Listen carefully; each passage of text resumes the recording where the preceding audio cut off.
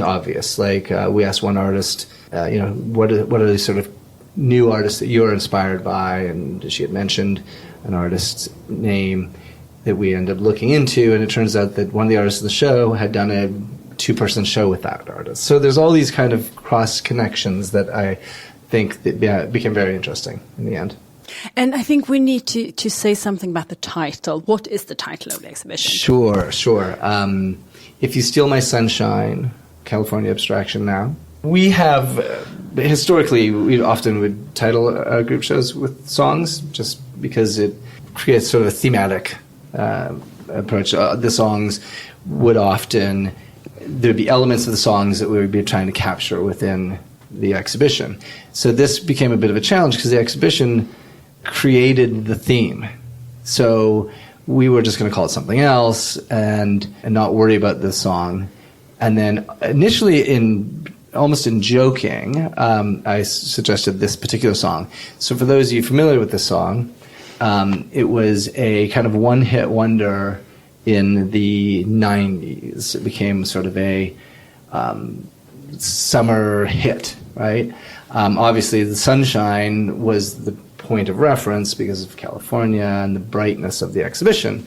But as we thought more and looked more into the song, there's actually, it really, I feel, is a very, very interesting sort of thematic approach to it, because sort of the elements of the song itself were very diverse. It was sort of indie rock and sort of rap, hip-hop, I guess, disco, some electronic music, all just jammed into this song without any sort of care. It was also kind of structured after an 80s pop tune.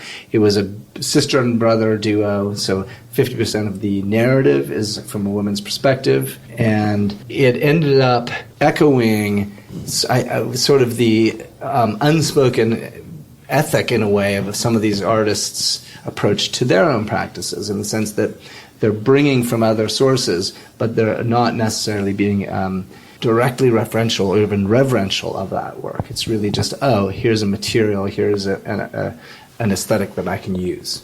So I thought that was really interesting.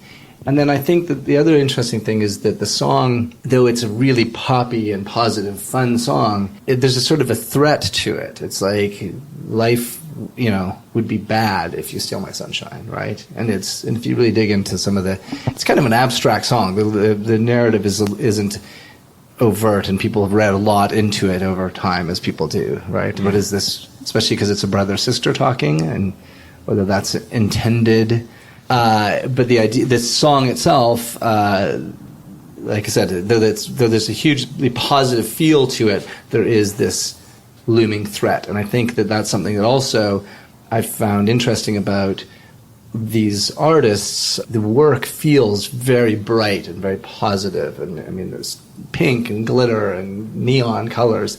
But we're also in a time that, and particularly for women, that it's a contentious moment. I think that's the right way of saying that. That also, I think, has a sort of a resonance to that song title, or that song.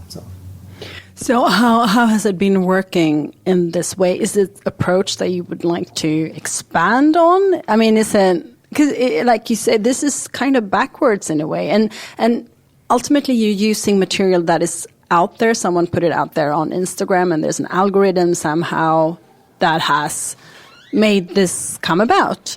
Considering this is an art gallery, and we think about the art galleries working with a specific group of artists, and you have recurrent shows, this is something completely different. Yeah. We do these exhibitions from time to time to kind of explore, right? We've done a number of group shows where we have explored sort of corners of aspects. We did a series a number of years back where we went into Los Angeles, did a ton of studio visits, sort of back to back, and put a couple of group shows together out of those visits. Some of those artists we've ended up representing from that time. So there is a sense where I think it's really important for us to continue to explore and not get too kind of set in our ways on things. So I think that is consistent to what we do.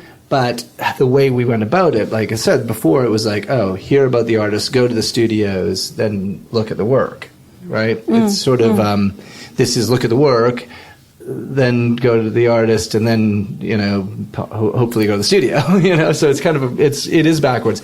Would we continue doing it? I don't know that we wouldn't continue doing it. I don't have immediate plans to go and do another exhibition on that, although I could change my mind tomorrow on that, because it's been really super to work with this group of artists.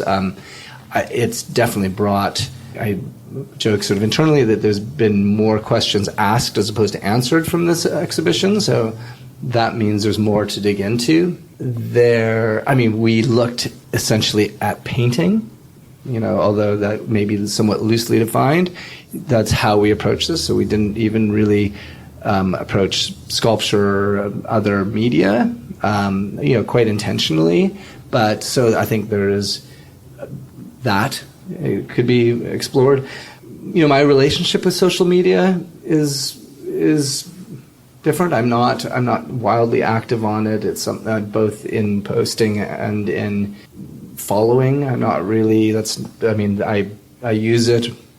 You know, obviously we all use it probably to a certain extent, but it's not something that's a super active part of my daily life. So to activate it as a tool has been interesting to me. You know, to go and spend that time on primarily Instagram with that intention, I think was interesting. So that might be curious to kind of look more at that.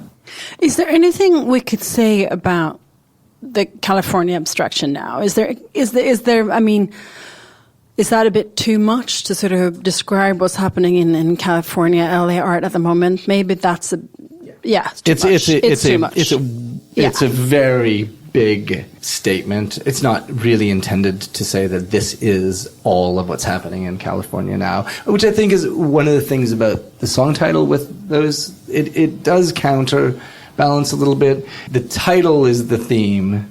You know, the title of the song is the theme. And the California abstraction now explains why it's connected. I guess it's very difficult to do. And you know, there are a number of curators particularly who try to do these big surveys of like what is happening in a city or in a state or in a whatever country in a moment. And inevitably, it's an impossible dream probably. But I think it's a worthy pursuit. Of course, and I think it's interesting that you try. I mean, at least you go out in the world and you have a look at many, many things, and then you try to draw some sort of conclusion. Yeah. It's very hard to say something about the now we're in. Yeah, and I think, you know, it's interesting. Obviously, this exhibition is all women. It wasn't intended to be a women's show, and we didn't want to frame it that way. But there was no question through our research that was what was. There was primarily the source of the excitement we were viewing was being created by women. So that's saying there's something there. I don't think I could say, oh, this is California abstraction now. There's no male painters in California, right? So that'd be wrong. Yeah, so obviously that's a completely absurd statement. So that was never the intention. I think when we use a term like that, it really is like these people are in California making abstract work now. And I say thank you very, very much for putting the show together. Thank you for having us on your podcast. Thank you so much.